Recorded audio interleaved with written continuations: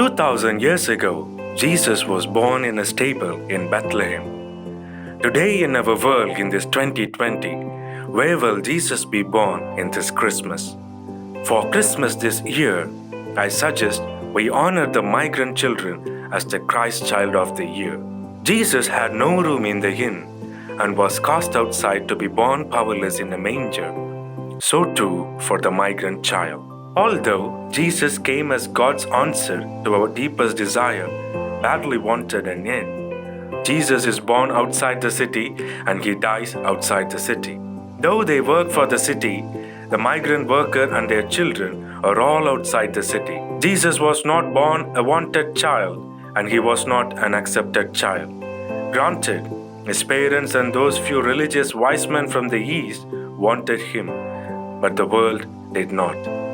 At least not on the terms on which he came as a powerless child. Had he come as a superstar, a warrior, a powerful superhero, a figure so dominant that knees would automatically bend in his presence, a messiah tailored to our imagination, every indoor would have opened to him, not just at birth, but throughout his whole life.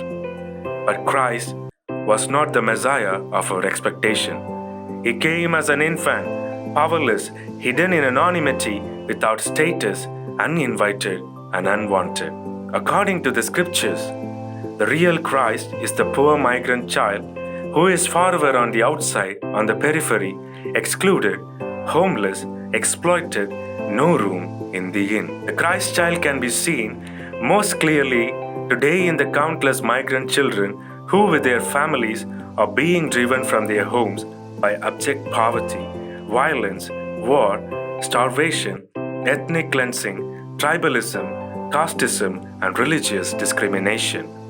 They and their families best fit the picture of Joseph and Mary searching for a room, outsiders, powerless, uninvited, no home, no one to take them in on the periphery, strangers labeled as aliens.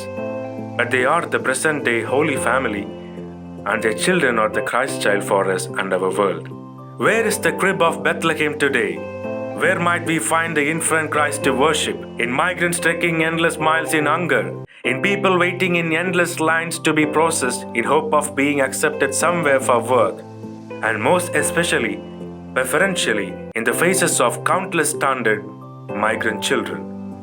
The face of God at Christmas is seen more in the helplessness of children than in all the earthly and charismatic power in our world. So today, if we want, like the shepherds and wise men, to find our way to the crib in Bethlehem, we need to look at where, in this demented country, the most helpless of the children dwell. Our way to the real crib.